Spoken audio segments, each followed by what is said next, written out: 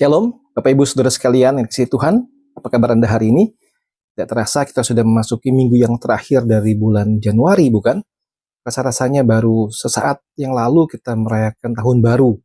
Saudaraku, waktu berlalu begitu cepat, dan saya percaya bahwa setiap kita dalam waktu-waktu ini sudah mengalami penyertaan Tuhan. Selamat datang dan mendengarkan kembali renungan dari pelayanan saya, Hispater Channel Ministry, yang dari pelayanan YouTube ini. Kiranya saudara-saudara boleh like channel ini, kemudian subscribe dan berikan sharingan kepada orang-orang lain, supaya juga banyak orang mendapatkan berkat dari firman Tuhan.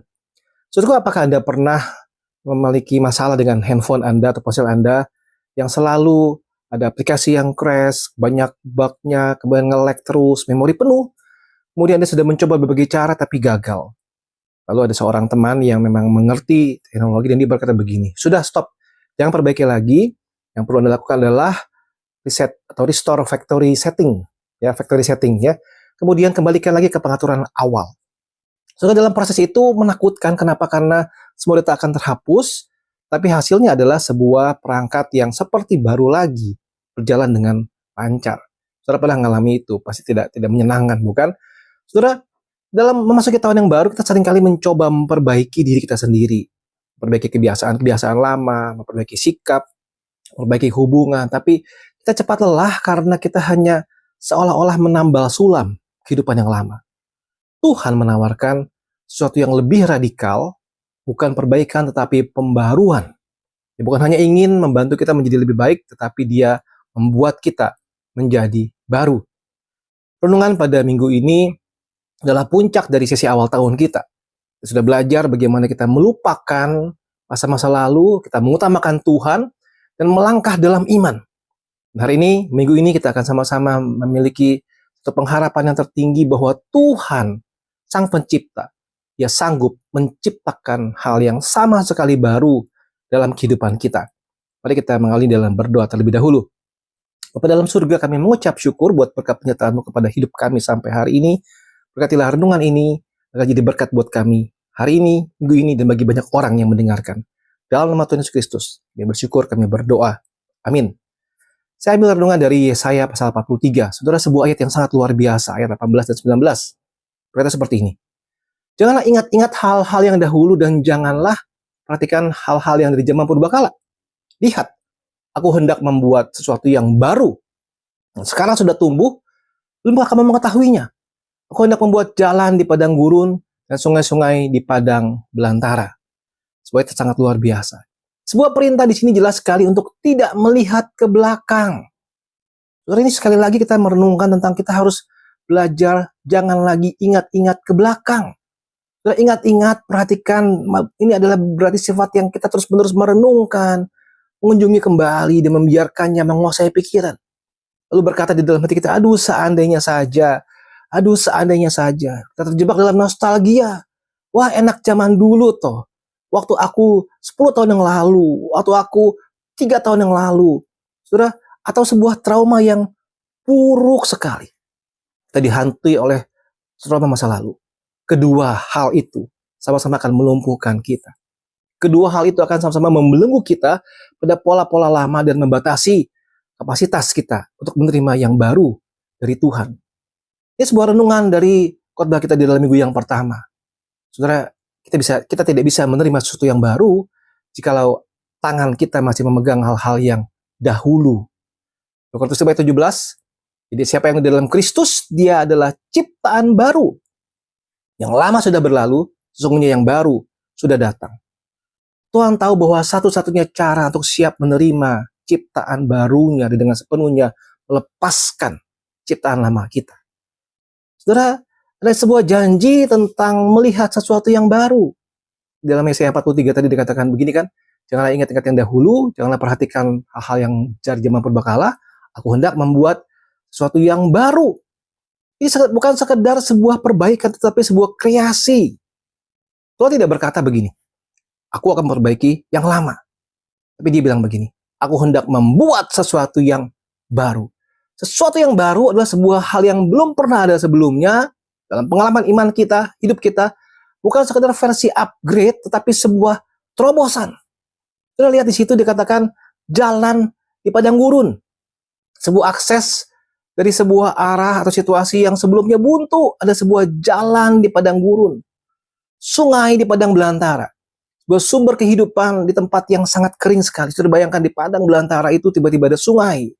Inilah yang Tuhan ingin lakukan. Menciptakan solusi di mana tidak ada solusi. Membuka peluang di tempat yang mustahil. Puji Tuhan, saudaraku. Sesuatu yang baru itu bisa berupa sebuah visi yang baru untuk hidup kita yang selama ini terasa datar. Sesuatu yang baru bisa berupa kreativitas atau ide di dalam kita memecahkan sebuah kebuntuan selama ini. Sesuatu yang baru bisa berarti sebuah hubungan yang dipulihkan dengan cara yang tidak terduga.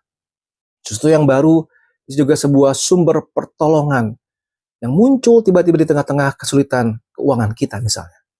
Saudara, Wahyu 21 ayat 5 berkata begini, lihatlah, aku menjadikan segala sesuatu baru. Saudara, jangan kita membatasi Tuhan dengan pengalaman masa lalu Anda. Dia bukan Allah yang hanya memperbaiki yang rusak.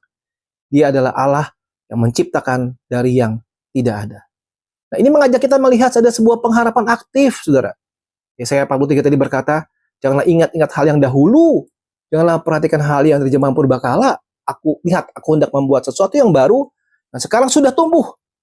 Maka kamu mengetahuinya. Ya, aku hendak membuat jalan di padang gurun, dan sungai-sungai di padang belantara. Yang sekarang sudah tumbuh. Saudara, ini kan satu situasi yang kita perlu punya mata iman. Sesuatu yang sekarang sudah tumbuh, kita punya mata imankah kita? Proses yang paling menakjubkan.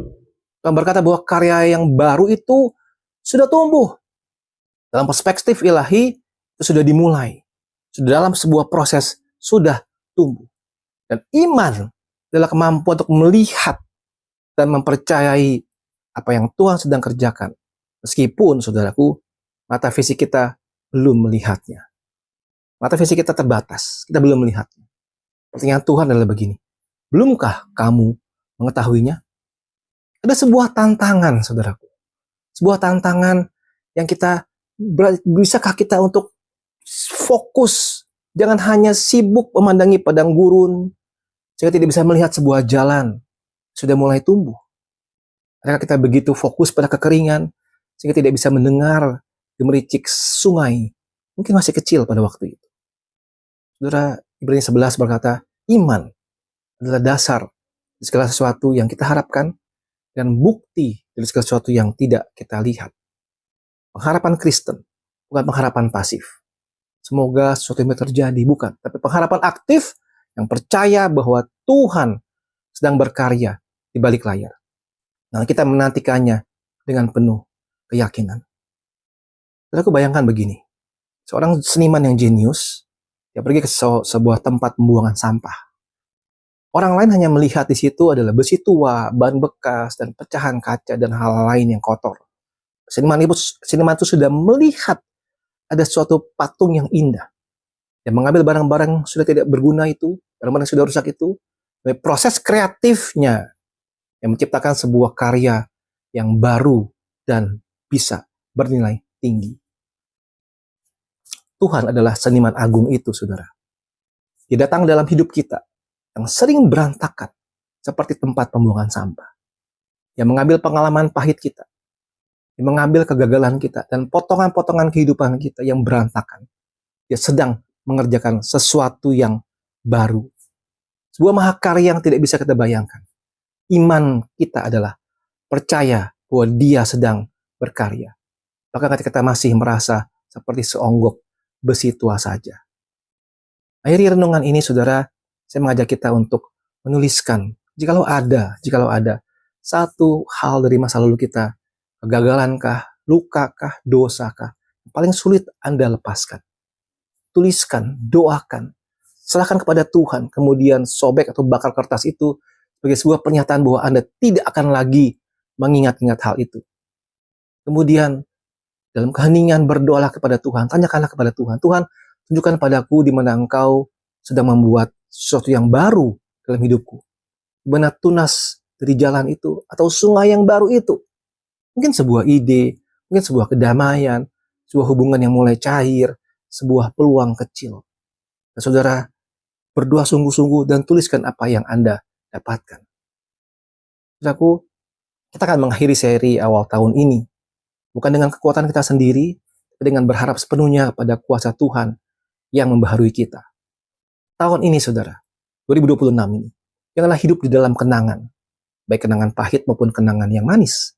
Berpalinglah, lihatlah, dan percayalah.